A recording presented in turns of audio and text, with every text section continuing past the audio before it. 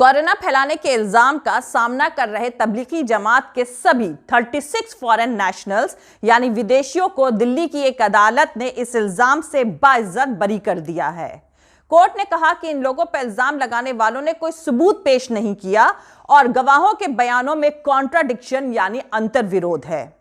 Court का यह फैसला उन लोगों के लिए खासकर गोदी मीडिया और उसके एंकरों के चेहरे पर एक झन्नाटेदार थप्पड़ है जो उछल उछल कर तबलीगी जमात को देश में कोरोना फैलाने के लिए जिम्मेदार ठहरा रहे थे। नए भारत में मुसलमानों को आतंकवाद के फर्जी मामलों में फंसाए जाने से लेकर कोरोना महामारी फैलने का ठीकरा तबलीगी जमात पर फोड़े जाने तक चल रहे तमाशे ने एक बार फिर इस बात को सच साबित कर दिया है कि बिकाऊ मीडिया के जिन एंकर्स को आप जर्नलिस्ट समझते हैं वो दरअसल कम्युनल गंदगी फैलाने वाले लालची गिद्ध हैं, इंटेलेक्चुअल टेररिस्ट हैं।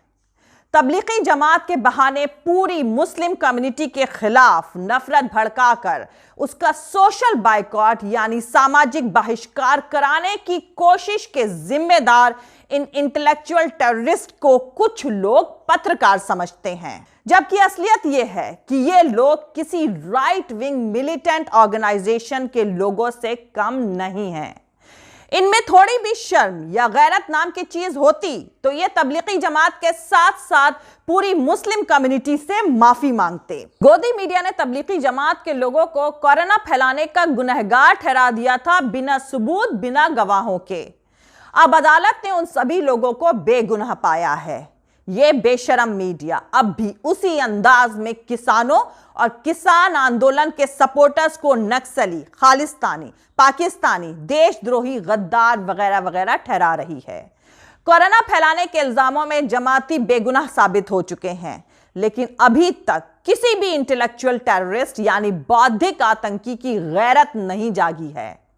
वैसे उनसे इसकी उम्मीद करना भी बेमानी है, लेकिन इन बेगैरतों से कम यह सवाल तो पूछा जाना चाहिए कि मुस्लिम कम्युनिटी के खिलाफ इनके दिमागों में कितना नफरती मवाद भरा हुआ है। क्योंकि मुझे याद है लॉकडाउन के दौरान तबलीगी जमात की आड़ में मुसलमानों को इस कदर बदनाम करने की कोशिश करी गई थी कि लोग उनसे फल और सब्जियां तक खरीदने से कतरा रहे थे। कोई गरीब ठेले पर सब्जी बेचने किसी कॉलोनी या मोहल्ले में भी चला जाता तो उसका आधार कार्ड चेक किया जा रहा था कि वो मुसलमान है या नहीं। आज जब तबलीगी बेकसूर साबित हो चुके हैं तब ये सभी लोग गायब हैं। चलिए माफी न मांगे, पर जब अदालत ने इतने बड़े झूठ का पर्दाफाश कर दिया है तो एक अदद भूल सुधार ही चला दें। लेकिन भूल सुधार या माफी अनजाने में हुई गलती के लिए होती है, किसी सोची समझी साजिश को अंजाम देने के लिए नहीं। और हकीकत यह है कि इनमें से कुछ इंटेलेक्चुअल टेररिस्ट ने आग लगाई थी और कुछ ने उसमें घी डाला था। अब वो सब मुंह छुपाकर बैठे हैं। चलिए आगे बढ़ने से पहले इन इंटेलेक्चुअल टेररिस्ट जो खुद को जर्नलिस्ट कहते हैं उनके कुछ ट्वीट्स और चलाए गए प्रोग्राम के थंबनेल आपको बता दूं ताकि आप खुद फैसला कर सकें कि इनको तबलीगी जमात और देश के मुसलमानों से क्यों माफी मांगनी चाहिए। तो चलिए पहले देख लेते हैं कि अंजना ओम कश्यप ने क्या ट्वीट किया था। तो अंजना ओम कश्यप ने 1 अप्रैल 2020 को ट्वीट किया कि मरकज से कोरोना विस्फोट हुआ है, 2361 निकाले गए, 93 संक्रमित। 10 की मौत के बाद तबलीगी जमात ने क्या किया है ये समझने के लिए अगले ट्वीट में सिर्फ एक संक्रमित व्यक्ति का पूरा ट्रैवल रिकॉर्ड देखिए। ये नृशंस जघन अपराध है। हर व्यक्ति जो निकला मौत फैलाता रहा, अभी भी खुद सामने नहीं आ रहे। दूसरा ट्वीट भी मैं आपको पढ़कर सुना देती हूं। ये दीपक चौरसिया ने लिखा था, ट्वीट किया था 18 अप्रैल 2020 को कि देश को इन जाहिल तबलीगी जमात ने काफी नुकसान पहुंचाया है। देश में कोरोना संक्रमित मरीजों की संख्या बढ़कर 14,378 हो गई है। इसमें से 4,291 केस तबलीगी जमात से जुड़े हैं। 23 राज्यों की जमात की वजह से केस बढ़े हैं। स्वास्थ्य मंत्रालय के संयुक्त सचिव लव अग्रवाल ने यह जानकारी दी। देखिए इसमें कितना नफरत भरा हुआ है। अब मैं आपको ऐसे कुछ प्रोग्राम्स के थंबनेल और उसके टाइटल सुना दूं जो इन गोदी मीडिया के एंकरों ने अपने अपने चैनलों पर चलाए थे। तो पहला मैं आपको सुना दूं, एक अमीश देवगन साहब हैं, उन्होंने आर पार न्यूज 18 इंडिया पर प्रोग्राम चलाया था देश हित से जमात का शर्मनाक आघात। एक और प्रोग्राम की मैं आपको हेडलाइन सुना दूं। इस प्रोग्राम की हेडलाइन दीपक चौरसिया ने दी थी, आसाराम की तरह मौलाना साद को भी जेल जाना होगा। मौत बांटकर कहां गायब हो गया मौलाना साद। इसके साथ साथ इन्होंने एक और प्रोग्राम चलाया कि देश में जमात के कितने कोरोना बम, बताइए कोरोना बम कह रहे हैं।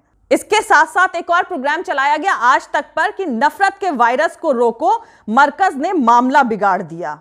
और यही नहीं, रजत शर्मा भी पीछे नहीं हटे। उन्होंने अपने चैनल इंडिया टीवी पर एक प्रोग्राम चलाया जिसका टाइटल था तबलीगी जमात के वायरस की ऑल इंडिया रिपोर्ट, क्या तबलीगी जमात का गुनाह माफ करेगा मुस्लिम समाज।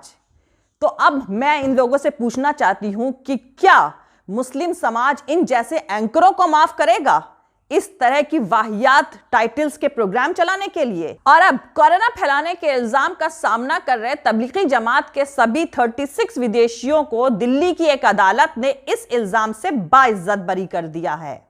आपको बता दूं, दिल्ली की अदालत के फैसले से पहले भी मद्रास हाई कोर्ट और बॉम्बे हाई कोर्ट ने बिना किसी सबूत के तबलीगी जमात को कोरोना फैलाने के लिए जिम्मेदार ठहराने पर पुलिस की जमकर खिंचाई करी थी। और इस मामले में सुप्रीम कोर्ट ने भी मोदी सरकार को फटकार लगाई थी। दिल्ली कोर्ट का यह ताजा फैसला उस मामले में आया है जो मार्च 2020 में निजामुद्दीन में हुए तबलीगी जमात के प्रोग्राम से जुड़ा था। 36 फॉरेन नेशनल्स यानी विदेशी नागरिकों को उस प्रोग्राम में शामिल होने के लिए कोरोना गाइडलाइंस का वायलेशन करने का आरोपी बनाया गया था। दिल्ली के कोर्ट ने इस मामले में आरोपी की पहचान में चूक के लिए शिकायतकर्ता हजरत निजामुद्दीन के थाना अधिकारी और इन्वेस्टिगेटिंग ऑफिसर की जमकर खिंचाई करी है। अदालत में बिकाऊ मीडिया और पुलिस के झूठ का किस तरह पर्दाफाश हुआ है सब बताऊंगी इसी वीडियो में। लेकिन उससे पहले जो लोग मेरे इस चैनल पर नए हैं वो मेरा YouTube channel political Tamasha with doctor Arshi को सब्सक्राइब करके वहां पे लगी बेल आइकॉन को जरूर दबा दें ताकि आपको हमारे आने वाले हर वीडियो की अपडेट्स मिलती रहे। और दोस्तों, अगर आपको हमारा काम पसंद आता है, हमारे वीडियोस पसंद आते हैं तो www.patreon.com/dr अर्शी खान पर जाकर डोनेट करके आप हमारे काम को सपोर्ट कर सकते हैं। तो चलिए शुरू करते हैं। आपको बता दूं कि दिल्ली पुलिस ने तबलीगी जमात के करीब 950 विदेशी मेंबर्स यानी फॉरेन नेशनल के खिलाफ केस दर्ज किया था। उनमें से ज्यादातर कोर्ट में याचिका लगाकर इजाजत लेकर अपने अपने मुल्क वापस चले गए, लेकिन 44 तबलीगी दिल्ली में ही रुककर ट्रायल का सामना कर रहे थे। इन्हीं में से 8 को दिल्ली के साकेत कोर्ट ने अगस्त के महीने में रिहा कर दिया था। बाकी के 36 को भी फॉरेन एक्ट की धारा 14 और आईपीसी की धारा 270 और 271 के तहत रिहा किया गया था। लेकिन वो महामारी एक्ट, डिजास्टर मैनेजमेंट एक्ट और दूसरी आईपीसी धाराओं के तहत आरोपों का सामना कर रहे थे। अब कोर्ट ने इन 36 फॉरेन नेशनल्स की दलील को माना कि इस दौरान उनमें से कोई भी मरकज में मौजूद नहीं था और उन्हें अलग अलग जगहों से पुलिस ने उठाया था ताकि होम मिनिस्ट्री के इशारे या निर्देश पर गलत इरादे से उन पर मुकदमा चलाया जा सके। अदालत ने कहा कि यह अदालत की समझ से परे है कि किसी भी टेस्ट आइडेंटिटी परेड के बिना और गृह मंत्रालय की तरफ से दी गई बेस पर इन्वेस्टिगेटिंग ऑफिसर 2343 लोगों में से 952 फॉरेन नेशनल्स की पहचान कैसे कर सकता है।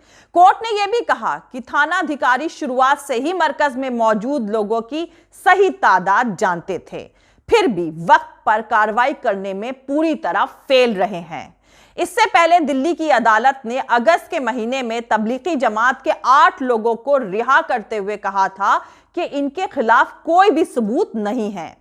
मुख्य मेट्रोपॉलिटन मजिस्ट्रेट गुरमोहन कौर ने 8 तबलीगी जमात के लोगों को डिस्चार्ज करते हुए कहा था, जमा की गई पूरी चार्जशीट और दस्तावेज ना तो मरकज में उनकी मौजूदगी दिखाते हैं और ना ही कोई भागीदारी।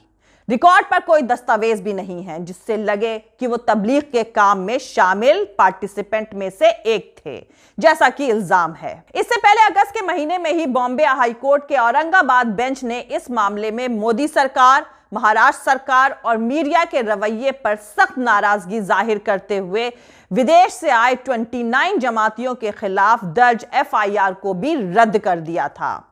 यह एफआईआर महाराष्ट्र पुलिस ने टूरिस्ट वीजा नियमों और शर्तों के वायलेशंस को लेकर दर्ज करी गई थी। उस दौरान कोर्ट ने कहा था, राजनीतिक सत्ता किसी भी महामारी या आपदा के दौरान कोई बलि का बकरा ढूंढती है और मौजूदा हालात इस बात को दिखाते हैं कि इस तबलीगी जमात के फॉरेन नेशनल्स को भी बलि का बकरा ही बनाया गया है। जबकि पहले के हालात और भारत में कोरोना इन्फेक्शन से जुड़े ताजा आंकड़े ये दिखाते हैं कि इन लोगों के खिलाफ कोई भी कार्रवाई नहीं होनी चाहिए थी। अदालत ने यह भी कहा था कि हमें इसे लेकर पछतावा होना चाहिए और इन लोगों को हुए नुकसान की भरपाई के लिए कुछ ठोस कदम उठाने चाहिए। पर मोदी के इस नए भारत में इन मुस्लिम फॉरेन नेशनल्स को हुई तकलीफ और नुकसान की भरपाई के लिए कोई कदम उठाना तो दूर, कोई उनसे माफी मांगने तक को तैयार नहीं है।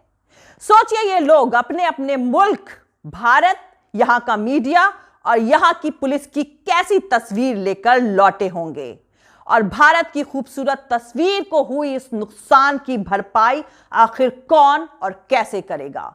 जय हिंद, सत्यमेव जयते, अल्लाह हाफिज। दोस्तों, हमारा पूरा वीडियो और दूसरे और वीडियोस देखने के लिए हमारा YouTube channel political Tamasha with doctor Arshi को सब्सक्राइब करके वहां पे लगी बेल आइकॉन को जरूर दबा दें ताकि आपको हमारे आने वाले हर वीडियो की अपडेट्स मिलती रहे। और दोस्तों, अगर आपको हमारा काम पसंद आता है, हमारे वीडियोस पसंद आते हैं तो www.patreon.com/dr अर्शी खान पर जाकर डोनेट करके आप हमारे काम को सपोर्ट कर सकते हैं।